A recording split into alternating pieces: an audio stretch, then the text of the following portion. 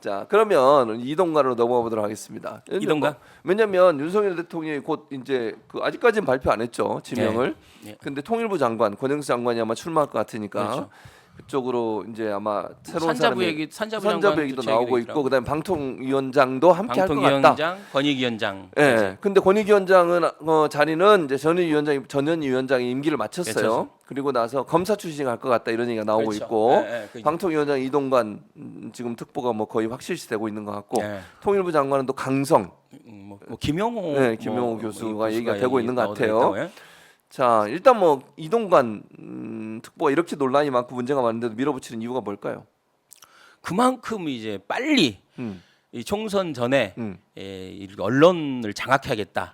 이게 뭐 이제 보통 예. 이제 권력을 잡은 사람 층에서는 이제 두 가지 핑계를 대죠.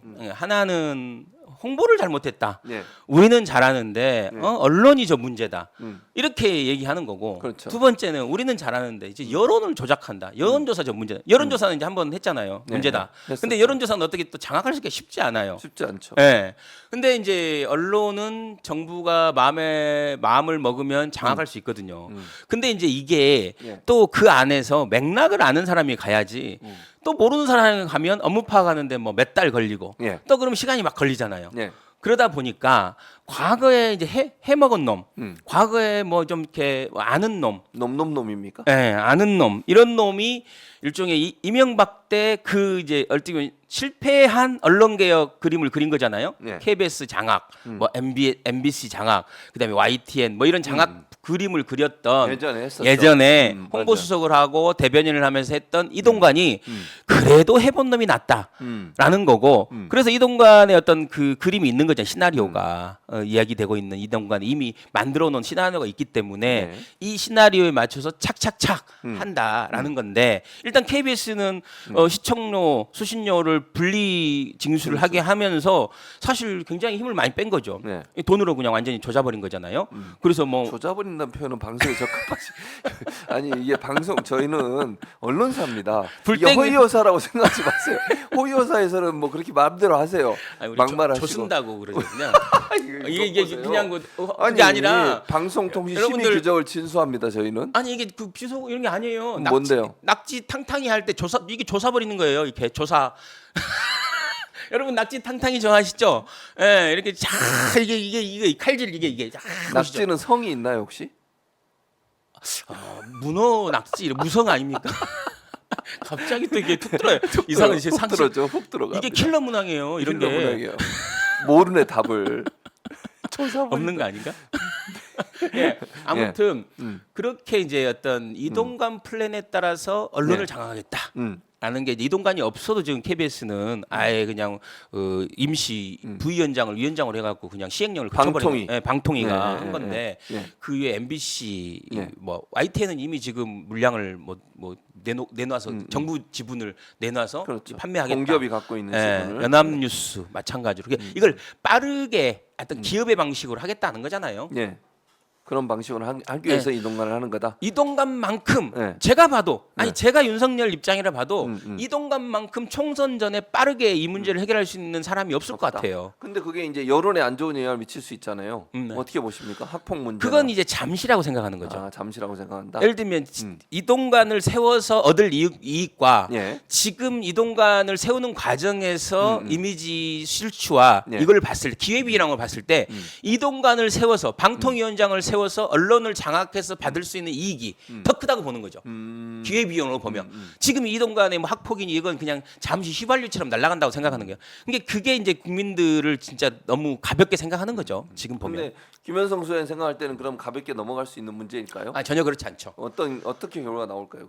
지명을 하게 되면? 일단 그 과정에서 논란이 계속 있죠. 학폭 논란이 계속 있을 거고, 학폭 논란뿐만 아니라 네. 그동안 이동관이 어떤 각종 언론에서 이야기했던 네. 윤석열 대통령에 대한 어떤 디스도 있어요. 네. 강적들 같은 데 나가서 했던 얘기들도 있고 이런 것들이 나올 텐데 그래도 강행은 할 거예요. 굉장히 어떻게 보면 그 상처 많은 어떤 영광으로 이제 강행은 할 텐데 과연 대통령실이 예정하는 것만큼 이동관이 이렇게 대통령실에 줬던 이미지적인 데미지나 대통령의 지지율에 미치는 이런 부정적인 요소에 비해서 네. 이 방송을 확 장악할 수 있느냐? 저는 그렇게 쉽지 않다고 봐요. 쉽지 않을 거다. 네, 내부에 있는 구성원들의 저항도 상당할 거고 네. 그리고 결국은 요즘에는 네. 어떻게 보면 방송 언론 환경이라는 것이 MBC, KBS, SBS 이런 어떤 레가시 미디어를 중심으로 한 것도 있지만 어떤 굉장히 적지만 어떤 영향력과 의제 설정 능력이 있는 유튜버들도 상당히 많거든요. 그러니까 미디어 환경이 완전 바뀐 거든요. 예. 그렇기 때문에 국민들이 KBS의 어떤 수신료 징수와 관련돼서 저항이 좀 있는 거예요. 또 왜냐하면 TV로 보지 않는 사람이 많은데. TV도 없는 사람이 많은데 네. 뭐 이런 어떤 부정적인 이야기는 옛날부터 있었잖아요. 네. 그래서 저는 뜻대로 되지 않을 거다. 왜냐하면 이 윤석열 정부가 늘 보면 약간 80년대, 70년대 사는 것 같아요. 그러니까 예를 들면 교과서도 하나 있는 교과서만 생각하고 네. 수능도 생각하는 것 같아요.